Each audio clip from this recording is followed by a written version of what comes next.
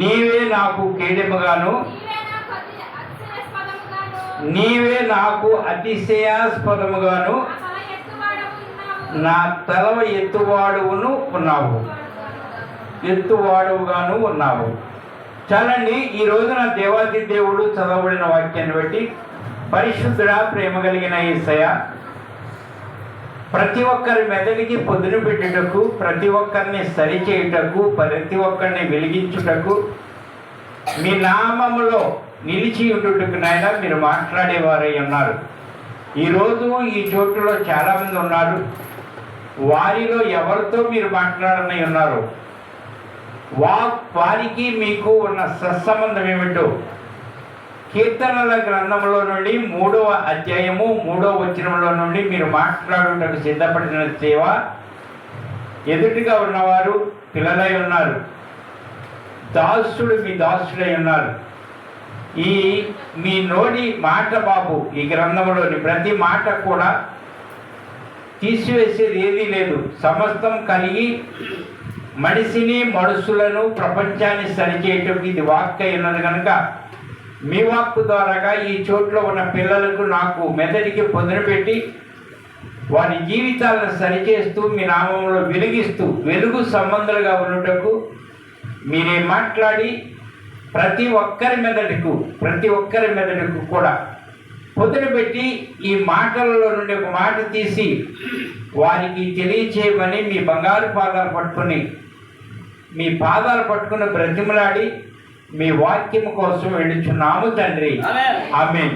మంచిదే. ఈ రోజున చదవబడిన వాక్యంలో నుండి జాగ్రత్తగా ఆలోచన చేసి ప్రతి ఒక్కరు కూడా ఆశపడిన ప్రాణాన్నే తృప్తిపరుస్తాడు. అంతేగాని మనసులో ఆశ లేకుండా, కోరిక లేకుండా తృప్తి రాదు.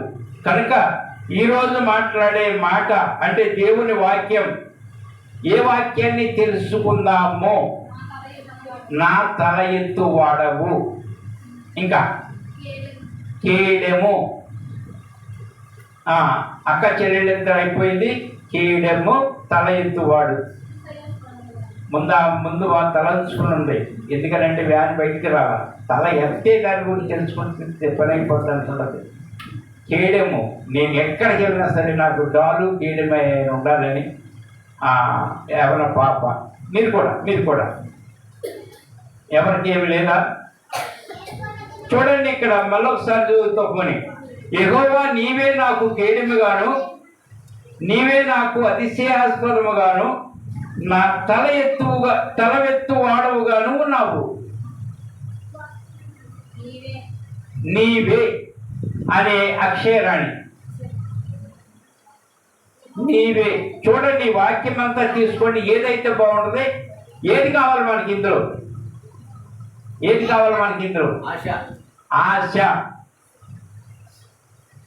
ఆశ.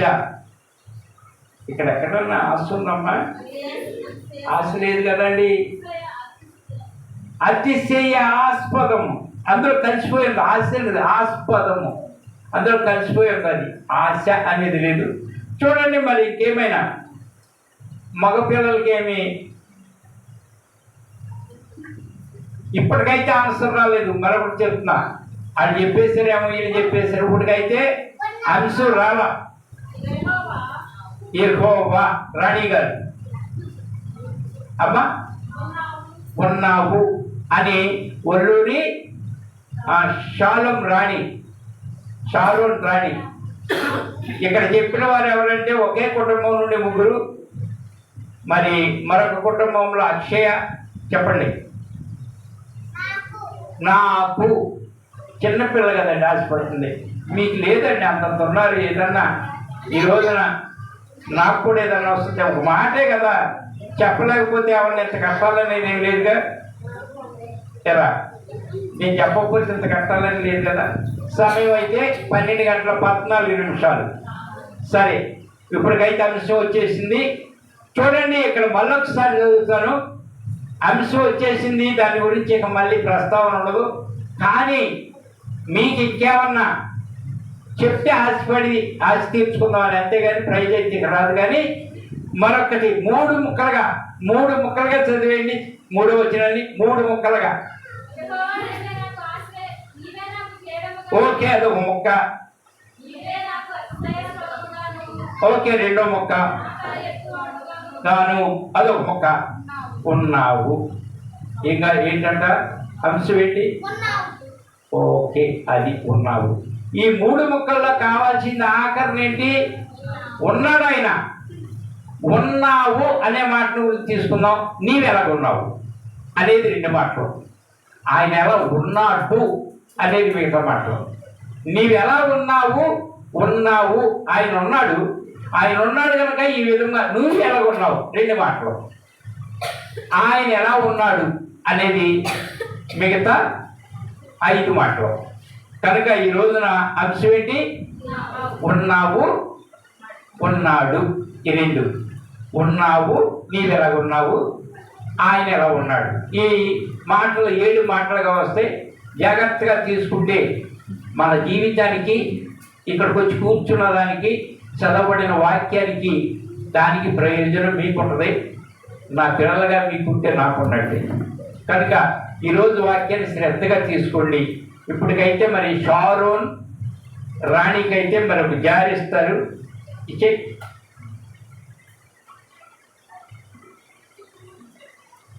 ఈరోజు చెప్పబడిన వాక్యాన్ని బట్టి మరి తీసిన అంశం పక్కనే ఉండి ఒకసారి చప్పట్లు కొట్టండి. ఓకే, దేవునికి స్తోత్రం.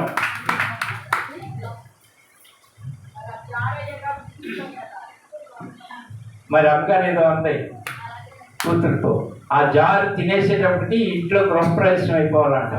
ప్రార్థన చేయండి, పిల్లలు తినండి, మీరు తినండి, ఎవరన్నా తినండి.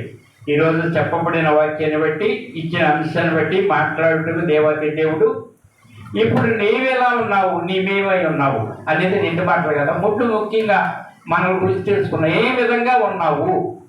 ఉన్నావు. ఉన్నవాడుగా ఆయన ఉన్నాడు, కేడుగా ఉన్నాడు. ఆయన తల ఎత్తేవాడిగా ఉన్నాడు. ఆయన మరొకటి ఏంటంట, అతిశయాస్పదముగా, అంటే నేను యేసుక్రీస్తుని నమ్ముకున్నాను. ఇది వరకటి రోజుల్లో నేను మందిరంలో క్రీస్తు సువార్త సహవాసంలో రక్షణ పొంది ఉన్నాను. ఆ రక్షణ పొందాక నేను మళ్ళా బయటికి వెళ్ళాను.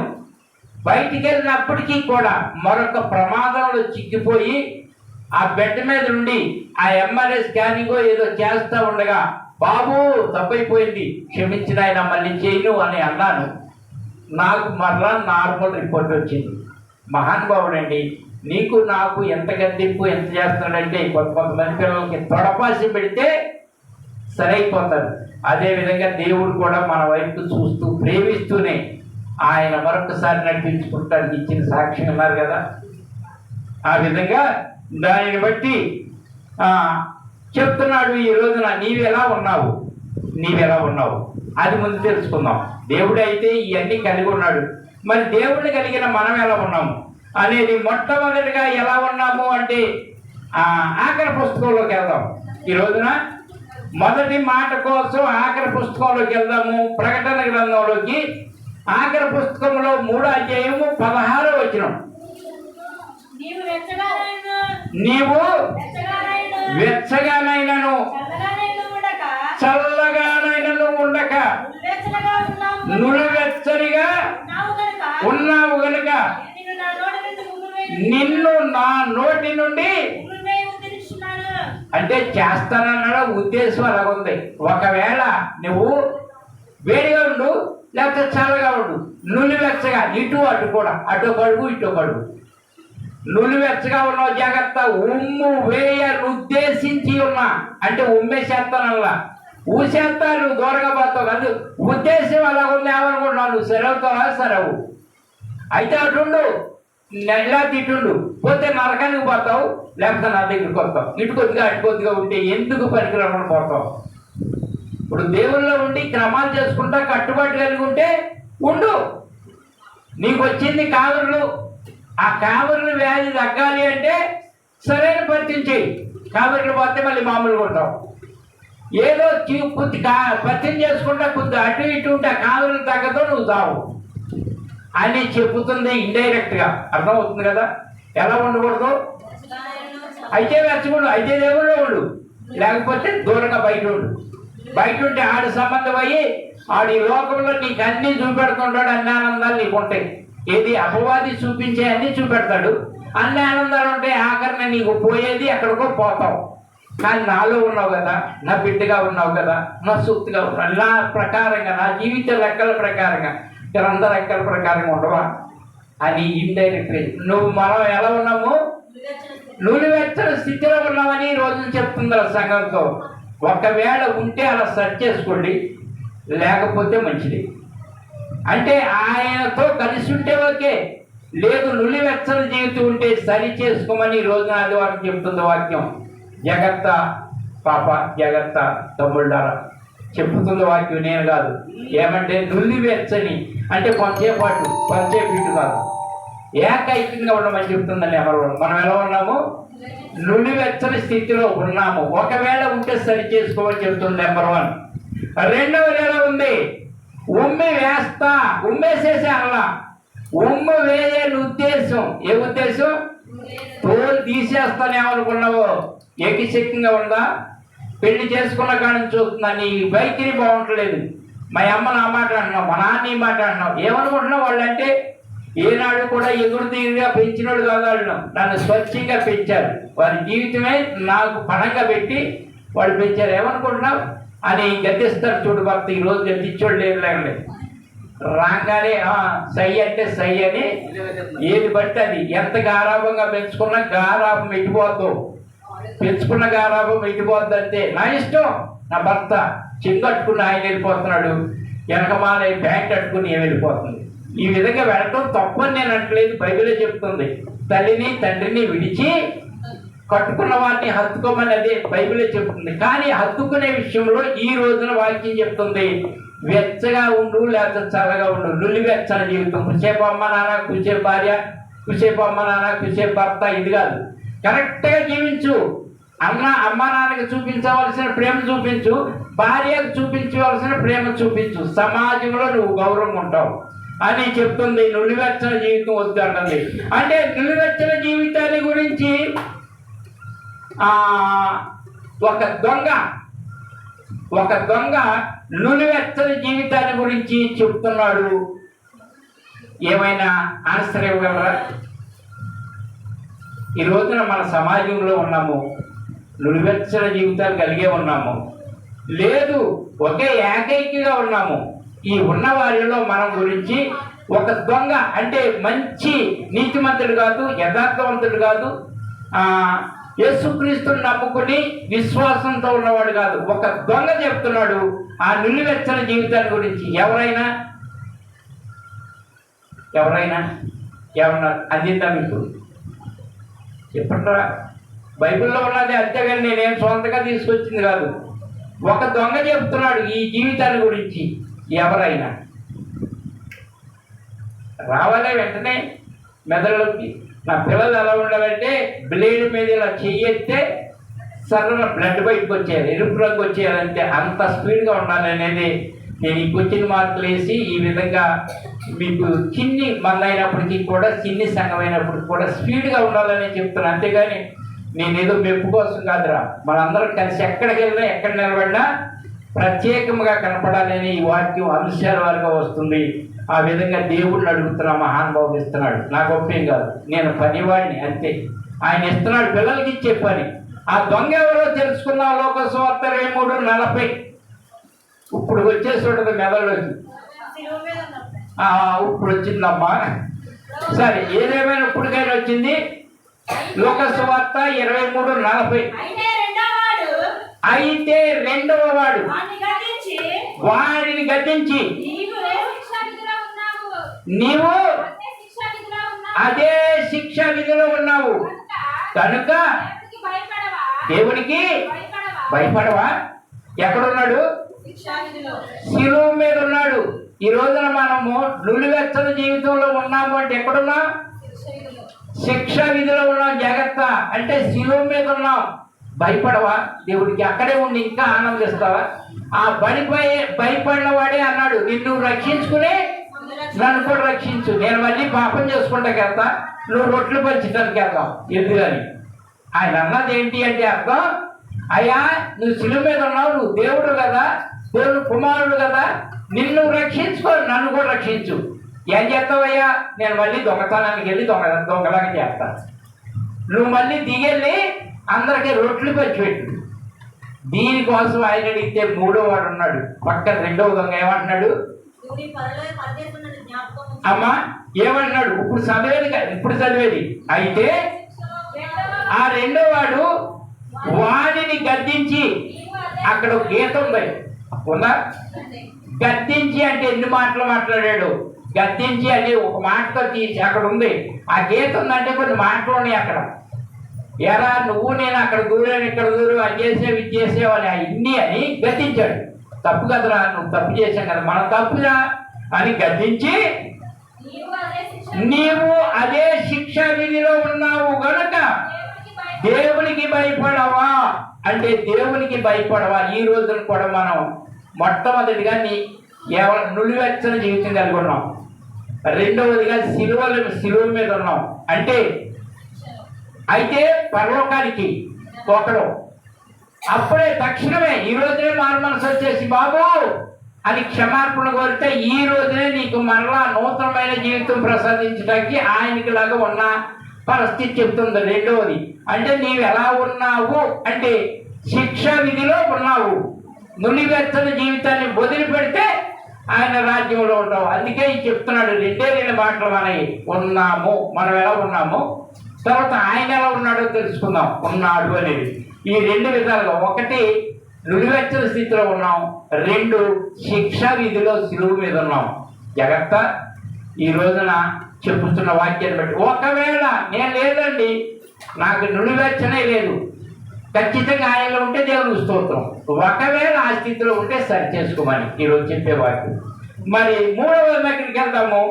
ఆ విధంగా నులివెచ్చని జీవితాన్ని గురించి దొంగే చెప్తున్నాడు కదా, మరి భయపడకపోతే జరిగేదేంటి అనేది ఈసారి ఆయన అన్నమాట. ఉన్నాడు భయపడకపోతే జరిగేదేంటి అంటే మరలా వెళ్దాం. ప్రకటన ఆఖర పుస్తకంలో నుంచే తీసుకుందాం. ప్రకటన 9 అధ్యాయం, ప్రకటన 9:11 అన్నమాట. పాతాళపు దూత వాటిపైన రాజుగా ఉన్నాడు. అమ్మా హెబ్రీ భాషలో వానికి అబద్దోనని పేరు. చాలండి. చూడండి, ఎవరంటైనా సాతాను పాతాళపు దూత చెప్తున్నాడు. రెండు విధాలుగా ఉన్నావు కదా, సరి చేసుకోకపోతే ఎవడున్నారంటే పాతాళపు దూత ఉన్నాడు. అది ఎక్కడున్నాడు? పాతాళంలో. ఏ విధంగా ఉన్నాడు? రాజుగా ఉన్నాడు. దూత అయినప్పటికీ కూడా రాజుగా ఉన్నాడు. ఆడికి ఒక లోకం ఉంది, ఆడికి ఒక ప్రదేశం ఉంది. ఆ ప్రదేశంలో దూతగా ఉండి ఆ కాపలా కాసుకుంటున్నాడు పాతాళాన్ని. ఆ పాతాళంలోకి మనం వెళ్ళకుండా ఉండాలంటే ఈ విధంగా ఉండకూడదు అని మూడవదిగా చెప్తుంది. అంటే వాడు కూడా ఉన్నాడు. అయ్యా ఉన్నాడు అన్నాడు అంటే నేను దేవుడు ఉన్నాడని చెప్తారేమో అనుకున్నారా? దేవుడు ఉన్నాడు అన్నారు కదండి. దేవుడి గురించి చెప్పడానికి బదులు ఎవరిలో చెప్పారండి? ఆయన చూపిపోతే మనకు అసలు లెక్కలు. ఇప్పుడు ఇంటికాడ భయం లేకపోతే భార్య 12 గంటలకు వస్తుంది రాత్రి. ఇంటికాడ కనుక భయం ఉంటే పని అవ్వగానే ఇంటికి వచ్చేస్తుంది. అవునా కదా? భార్య కూడా గద్దించుకుంటూ భర్త స్వాధీనంలో ఉంచుకుంటే ఈ టయానికి వెళ్ళకపోతే భర్త, ఈ టయానికి వెళ్ళకపోతే నా భార్య, నా పిల్లలు బయటేరా మంచం. ఎవరో ముగ్గురు కలిసి తాగుబోతుడు మాట్లాడుకున్నా తెలుసుగా, తెలీదా? ముగ్గురు కలిసి ఫుల్గా ఆపుకుంటూ ఉండేవాళ్ళంట. ముగ్గురు కలిసి తాగుతా ఉండగానే కానీ రా తొందరగా నేను ఇంటికి వెళ్ళిపోవాలన్నాడంటే ఒకడు. ఏంటి భయపడుతున్నావు, నిదానంగా తాగుదామంటే లేదురా నేను కానీ పొద్దుపోయితే బయటే మంచం అని ఒకడన్నాడంట. ఏంటి బయట పడుకోవాలా? నీకు అధికారం లేదా? ఓరి నిన్నైతే బయటే పడుకుంటున్నారు కానీ పడుకోబెడతారు, నన్ను కొడుతున్నారు అన్నాడంట ఇంకొకడు. కొడుతున్నారా? ఇంకొకటి అన్నాడంటే కొడతవేంట్రా బాబు, నా దగ్గర నేను పనిచేసే కాడికి వచ్చి డబ్బులు అంటే అడుక్కుపోతున్నారా, నేను ఉత్తి చేతుల్లోనే వచ్చాను, ఒరే బాబు తొందరగా కానీ అన్నాడు. ఈ విధంగా అంటే అన్న దాన్ని బట్టి నిజంగా కొడుతున్నారా?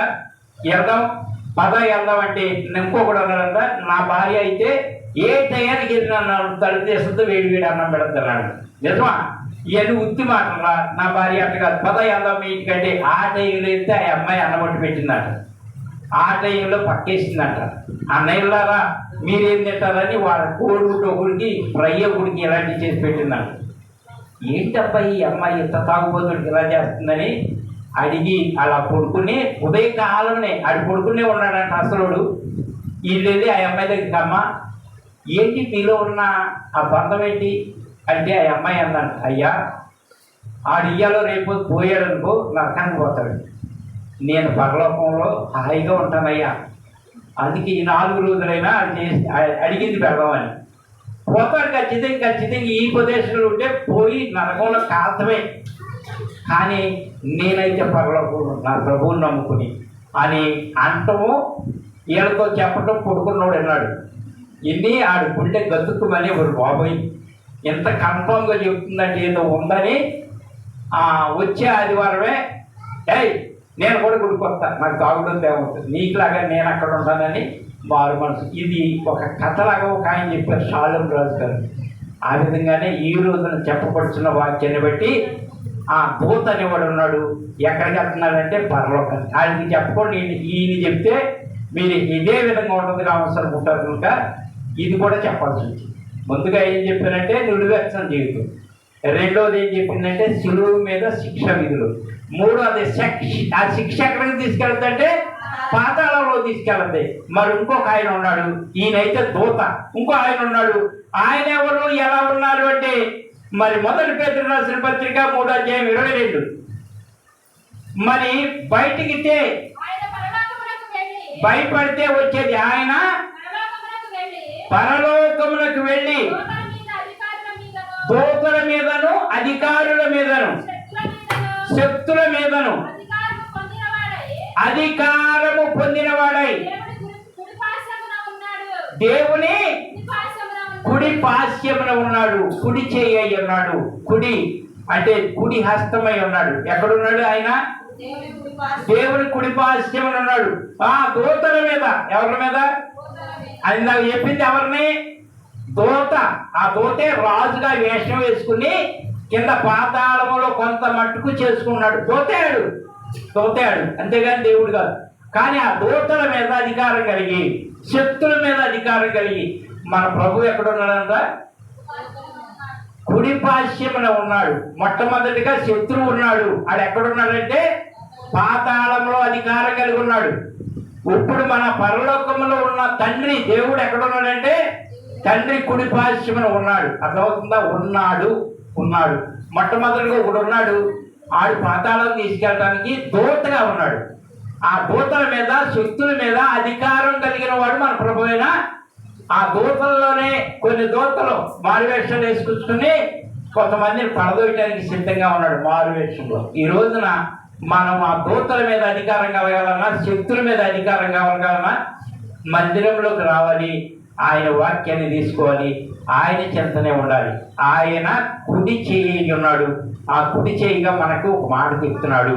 ఆ మాటను బట్టి ఇక్కడ చెప్తున్నాడు ఏంటంటే దూతల మీద శక్తుల మీద అధికారం పొంది దేవుని కుడిపార్శ్వములో ఉన్నాడు మన దేవుడు. అంటే దేవుని కుడిపార్శ్వములో ఉన్న ఆయనలా ఉండి ఎలా ఆయన ఇప్పుడు ఉన్నాడు కదా, ఎలా ఉన్నాడు?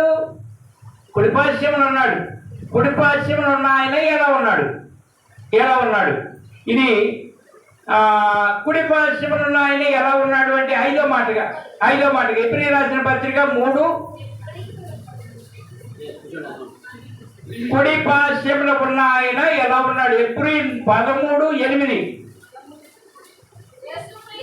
యేసు క్రీస్తు నిన్న నేడు ఒక్కటే రీతిగా ఉన్నాడు. అంటే అప్పుడు ఒకలాగా ఇప్పుడు ఒకలాగా. మనకైతే 4 డబ్బులు ఇచ్చాడనుకో దేవుడు వేరేగా ఉంటాం, అంతే కదా. డబ్బులు పోయినాయి అనుకో వేరేగా ఉంటాం. ఒకనొక సమయంలో ఒక ఆయనకి వ్యాన్ ఇచ్చాడు దేవుడు. వ్యాన్ ఇచ్చి మంచి వాటర్ చేసి నిలబెడితే ఆయన ఎలా ఉన్నాడంటే తెలుసా? నేను చూసి ఒక్కసారిగా అవాక్కయ్యా. ఒక చెంపమ్మట మొత్తం బోడిగుడ్లా కట్ చేపించి టేపు చూపించి అదొక రకంగా తయారయ్యి వచ్చాడు. నాకు కనపడ్డాడు. వ్యాన్ ఇచ్చాడు, గౌరవప్రదమైనటువంటి ఓనర్ చేశాడు. ఓనర్ చేసి సరిగా చెప్తే ఆయన వేషం ఎలా పడింది? ఏదో కుర్రోళ్ళలాగా, పెళ్లి కాని కుర్రోళ్ళలాగా వేషధారణ వచ్చింది. దేవుని పిల్లల్లో దేవుని మందిరంగా ఉండి ఓనర్ అనేవాడు గౌరవప్రదంగా ఉండాలి, అంతేనా? ఒక ప్రాంతానికి ఓనరు, ఒక ప్రాంతానికి రైతు, ఒక ప్రాంతానికి యజమానుడిగా ఉన్నవాడు ఎలా ఉండాలి? యశనయ్య. అది ఎప్పుడంటే ఇదిగో ఈ పిల్లలప్పుడు ఓకే, పెళ్లి కానీ ఆ రాము ఇలాంటి వాళ్ళు అయితే వాళ్ళకి ఇంకా హోదా రాలా. హోదా వచ్చిన తర్వాత పెళ్ళి అయిపోయిన తర్వాత పిల్లలకు దగ్గరగా ఉండి ఒక యవ్వన కాలంలో పొజిషన్లో దేవుడు పెడితే ఏం చేస్తున్నారు? వేషం. దాని గురించి నిన్న నేడు కూడా ఆయన డబ్బులున్నా లేకపోయినా ఒకే రీతిగా ఉండాలి. మన పరిస్థితి ఎలా ఉండాలంటే కలిగిన ఏమి లేదు, మౌనంగా ఉండాలి. ఈ రోజున ఏపు గారు ఉన్నాడు, ఆయన దగ్గర 15 మంది పిల్లలు, 15 మందిని పెట్టుకుని ఒక్కొక్కడికి 20,000 జీతం ఇచ్చేవాడు కూడా ఉన్నారు ఆయన దగ్గర. ఆయన వేషం మార్చడం.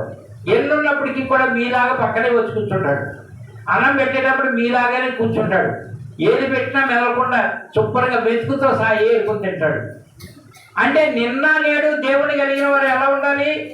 నేను కలిగి ఉన్నా, నేను దేవుడిని నమ్ముకున్నా, దేవుళ్ళలోనే ఉన్నాను అనుకుంటా వేషాలు ఇవ్వడు. అదే చెప్తుంది ఈ రోజున. ఉన్నావు, ఉన్నాడు. ఆయన ఎలా ఉన్నాడు అంటే పూర్వంలో ఒకలాగానే ఉన్నాడు, ఈ రోజునే ఉన్నాడు కదా అని మీరు మళ్ళీ అనుకోవచ్చు. ఈ రోజున యేసుక్రీస్తు మొట్టమొదటిగా ఎలా వచ్చాడు అమ్మా? చెప్పరా? తల్లి గర్భంలో నుండి దిగంబరిగా వచ్చి ఉన్నాడు ఆయన. మనకలాగానే వచ్చాడు.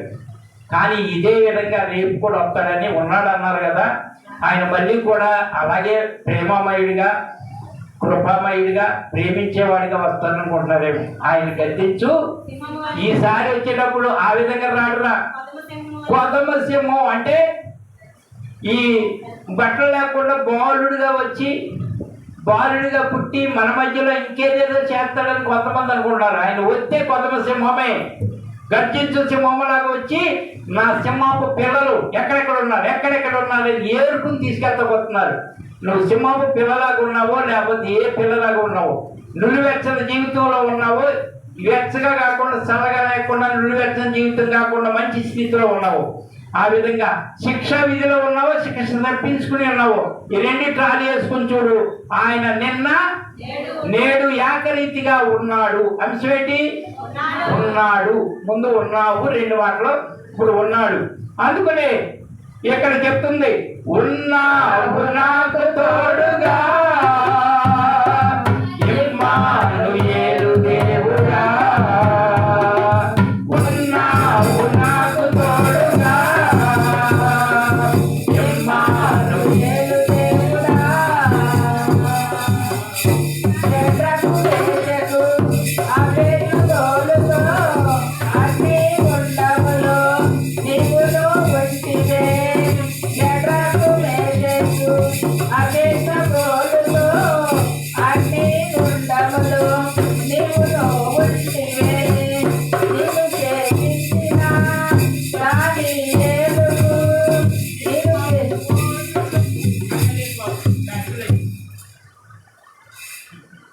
ఆ విధంగా ఉన్నావు నాకు తోడుగా, ఉన్నావు నాకు తోడుగా.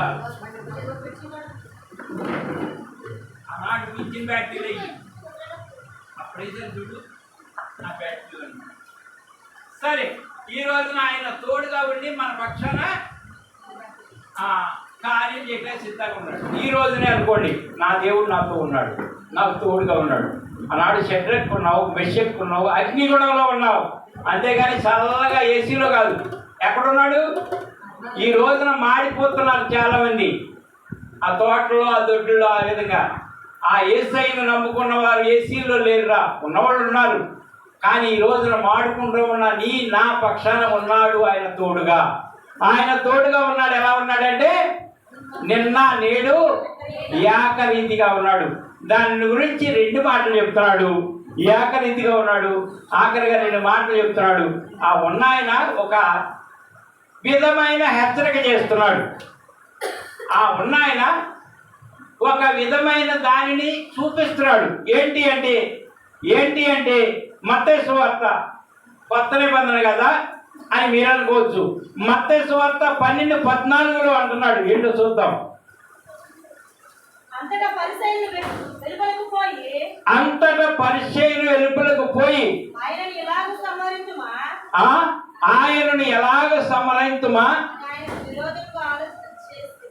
మత్తయి 12:41 అమ్మా, 14 చెప్పానా? 40 అమ్మా. నినివే వారు యోనా ప్రకటన విని మారు మనస్సు పొందిరి గనుక అమ్మా విమర్శ సమయమున నినివే వారు ఈ తరము వారిలో నిలబడి వారి మీద నేరస్థాపన చేతురు. ఇదిగో యోనా కంటే గొప్పవాడు ఇక్కడ ఉన్నాడు అని ఇక్కడ చెప్తున్న మాట ఏంటి అంటే యోనా కంటే గొప్పవాడు. నినివే ప్రదేశంలో యోనా అనే ఆయన ప్రకటన చేశాడు. ఏమని? మారు మనసు పొందండి, ప్రమాదం వస్తుంది, పతనం అయిపోతుంది ప్రాంతం అని ప్రకటన చేసింది ఎవరంటే యోనా. ఈ రోజున ఆయన అంటున్నాడు, ఏమన్నాడు? యోనా కంటే ఎక్కడున్నాడు? యోనా కంటే గొప్పవాడు ఎక్కడున్నారా? ఇక్కడే ఉన్నాడు, మన చేతిలో ఉన్నాడు. ఆయన చెప్తున్నాడు, ప్రకటిస్తున్నాడు. జాగ్రత్త. యోనా ఆనాడు ప్రకటన చేశాడంతే.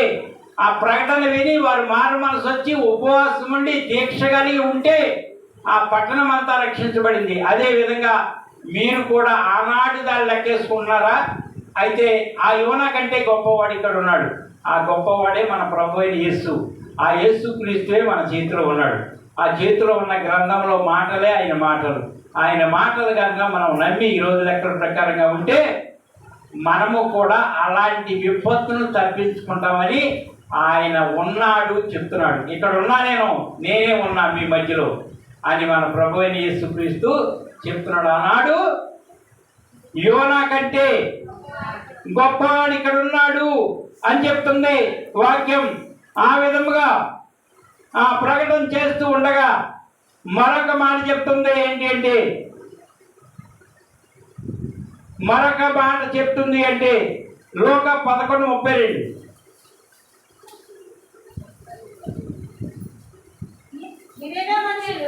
అమ్మా. నినివే మనుషులు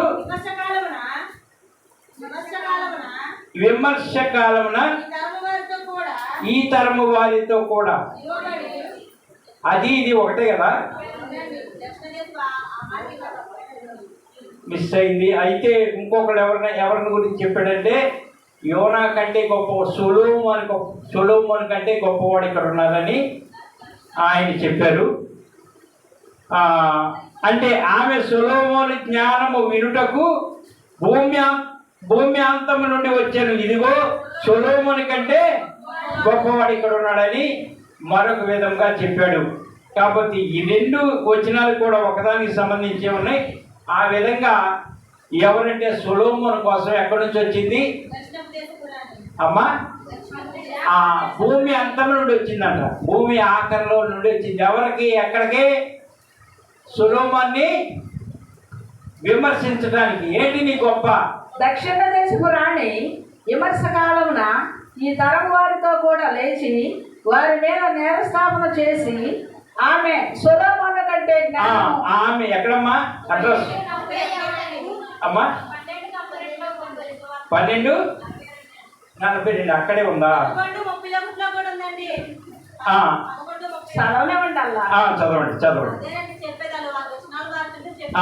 చదవండి. ఆమె సొలొమోను జ్ఞానమును వినుటకు భూమి అంతము నుండి వచ్చాను. ఎక్కడి నుంచి వచ్చింది? సొలొమోను కంటే గొప్పవాడు ఇక్కడ ఉన్నాడు. ఎక్కడున్నాడు? ఇందాకే చూపించాను కదరా. మన దేవుడు ఎక్కడున్నాడు? మన దగ్గరే ఉన్నాడు. ఎక్కడ? చేతిలో. అందుకే ఈ రోజు ఈ సంవత్సరం మీటింగ్లకి బైబిల్ వరకే పెట్టా. ఇంకేమి ఎక్స్ట్రా అసలు ఎక్కడ పెట్టా. మనకి దేవుడు ఎవరైతే బైబిలే. ఆ బైబిలే ఆది అందు ఉన్నాడు, ఇప్పుడు ఉన్నాడు. ఆయన వాక్యమై ఉన్నాడు, ఆయన మన చేతిలో ఉన్నాడు. చాలా పెట్టాలనుకున్నాను, చాలా పెడతానికి ట్రై చేశాను. నాకు వద్దండి, నాకు బైబిల్ చాలు, ఆ బైబిలే దేవుడు, ఆయన్ని తప్ప వేరే అద్దాన్ని పెట్టి దీన్ని పెట్టి బొమ్మలు పెట్టి అన్నీ కాదు, కానీ బైబిల్ ఒకటే దేవుడు కనుక నా పిల్లలకి బైబిలే చూపెడతా. ఆ బైబిల్ ప్రతి ఒక్కరి చేతిలో ఉన్నది, ఆ చేతిలో ఉన్నదే దేవుడు, దాంట్లో ఉన్న మాటలే ఆయన మాటలు. ఆయన మాటలు నువ్వు నమ్మగలిగితే ఆయన నమ్మినట్టే. ఆ విధంగా ఉండమని ఈ రోజు చెప్తుంది. సొలొమోను కంటే ఎక్కడున్నాడు మీరు చెప్పండి. నా దగ్గర ఉన్నాడు, అది నా దగ్గర ఉన్నాడు. సొలొమోను కంటే గొప్పవాడు, యోనా కంటే గొప్పవాడు నా దగ్గర ఉన్నాడు. నా దగ్గర ఉన్నాడు అంటారా? మీ దగ్గర లేదా? ఆయనే మనల్ని సరి చేయగలడు, ఆయనే మనల్ని సమాధానపరచగలడు. ఆయనే శిక్షా విధిలో ఉన్నవాడిని నేడే ఎవన్నాడు, నేడే నీవు పరదైసులో ఉందువు గాక. అంటే ఈ రోజున చెప్పబడిన వర్తమానాన్ని బట్టి ఈ రోజే నీవు దేవుని చేతిలో ఉందువు గాక. చీకటి అంటే నిలువెచ్చని జీవితం లేకుండా ఉందువు గాక. ఆయనతో సహవాసం చేదువు గాక. ఈ రోజే శక్తుల మీద అధికారం కలిగిన వాడు మనతో ఉండను గాక. ఈ రోజే అదే విధంగా ఆ దోతలు అపవాది అంటే అపవాది పాతాళ దూత మీద అధికారం కలిగిన వాడు మనతో ఉండను గాక. ఈ రోజు చీకటి మనల్ని విడిచిపోవును గాక. అదే విధంగా ఈ రోజున కొన్ని విషయాలు ఈ రోజున ప్రత్యేకముగా క్రీస్తు సువార్త సహవాసంలో మొదట్లో ఉండేది ఏంటో తెలుసా?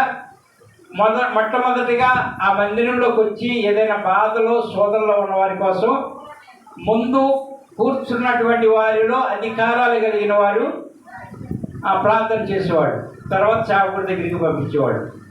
అదేవిధంగా మన క్రమం ప్రకారంగా ఈ ప్రాంతంలో కూడా ఎవరికైనా శోధన వచ్చినప్పుడు కొంతమందికి అధికారాలు ఇచ్చి వారు ప్రార్థన చేసిన తర్వాత మరి నేను ప్రార్థన చేయాలని ఆనాటి క్రమాన్ని బట్టి ఆ కట్టుబాటుని బట్టి నిర్ణయించటమైంది.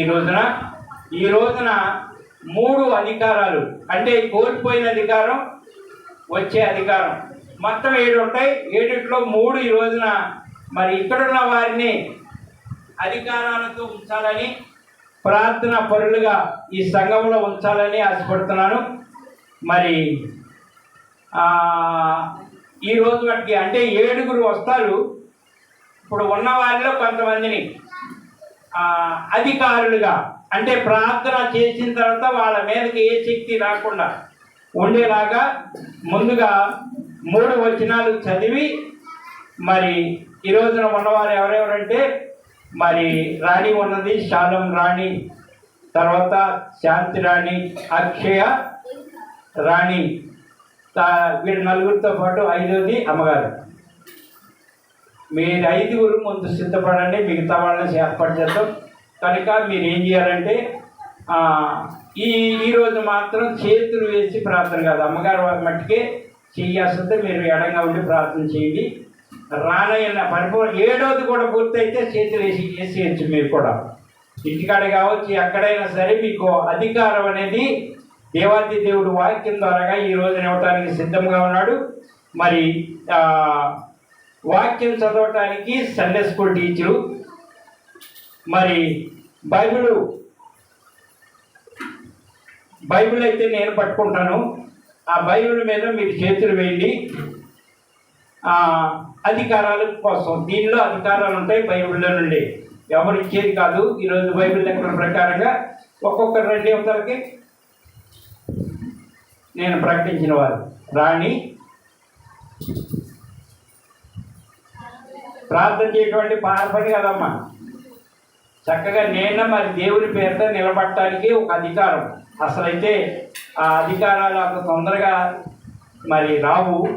నాకేంటంటే ఈ సినీ సంఘంలో అలాంటి వాళ్ళు ఉండాలని. అమ్మగారు కూడా వెళ్ళండి, ఎందుకు వెళ్ళండి.